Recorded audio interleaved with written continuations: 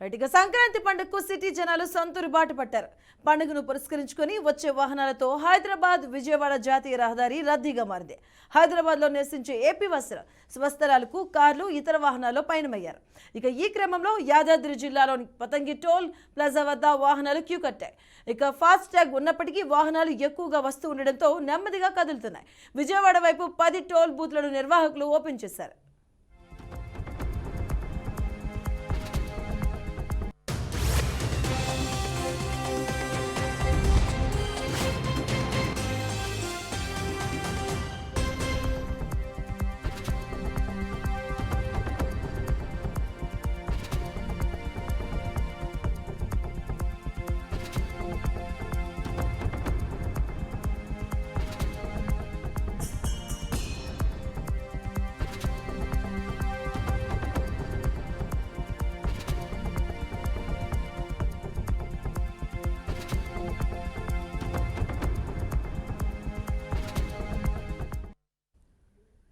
సంక్రాంతి పండుగకు సిటీ జనాలు సొంతూరు బాట పట్టారు. పండుగను పురస్కరించుకుని వచ్చే వాహనాలతో హైదరాబాద్ విజయవాడ జాతీయ రహదారి రద్దీగా మారిన పరిస్థితి.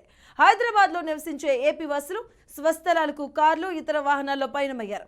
ఇక ఈ క్రమంలో యాదాద్రి జిల్లాలోని పంతంగి టోల్ ప్లాజా వద్ద వాహనాలు క్యూ కట్టాయి.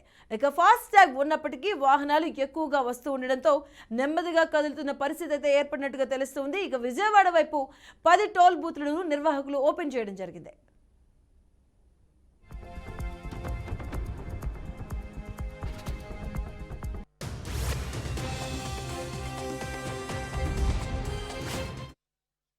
ఈ పండుగ నేపథ్యంలో హైదరాబాద్ విజయవాడ రహదారిపై అయితే వాహనాల సందడి కనిపిస్తూ ఉంది. హైదరాబాద్ నుంచి సంక్రాంతికి ప్రయాణాలు అయితే మొదలెట్టుగా తెలుస్తుంది. హైదరాబాద్ విజయవాడ రహదారిపై వాహనాల సందడి కనిపిస్తుంది. టోల్ ప్లాజా దగ్గర కూడా ఎక్కువగా వాహనాల రద్దీ కనిపిస్తున్నట్టుగా తెలుస్తుంది. దీనిపై మరింత సమాచారం మా కరెస్పాండెంట్ కిరణ్ అందిస్తారు. కిరణ్, పద్మ, జాతీయ రహదారి 365 ఈ సంక్రాంతి పండుగ సందర్భంగా తీవ్ర ట్రాఫిక్ జామ్ అయితే నెలకొంది. హైదరాబాద్ నుంచి వారి సొంత గ్రామాలకు ఆంధ్ర ప్రాంతానికి వెళ్తుండటంతో ఇటు జాతీయ రహదారి పంతంగితో పాటు కొర్లపహాడ్ 2 టోల్ ప్లాజా వద్ద ట్రాఫిక్ జామ్ భారీగా ఉందని చెప్పవచ్చు. గత 3 రోజులుగా ఈ యొక్క ట్రాఫిక్ జామ్ కొనసాగే అవకాశాలు అయితే ఉన్నాయి. ఇప్పటికే ఇటు ట్రాఫిక్ పోలీసులతో పాటు చౌటుపల్ పోలీస్ సిబ్బంది కూడా ఎక్కడికక్కడ వాహనాలను ట్రాఫిక్ జామ్ కాకుండా మళ్లించే ప్రయత్నాలు అయితే చేస్తున్నారు. మొత్తానికైతే మరో 3 రోజులు పండుగ తర్వాత పండుగ వెళ్తున్న ప్రయాణికులతో పాటు తిరిగి ప్రయాణికులు వచ్చే వరకు కూడా ఈ యొక్క ట్రాఫిక్ జామ్ అయితే కొనసాగే అవకాశాలు అయితే కనిపిస్తున్నాయి. Padma, right, thank you Kiran.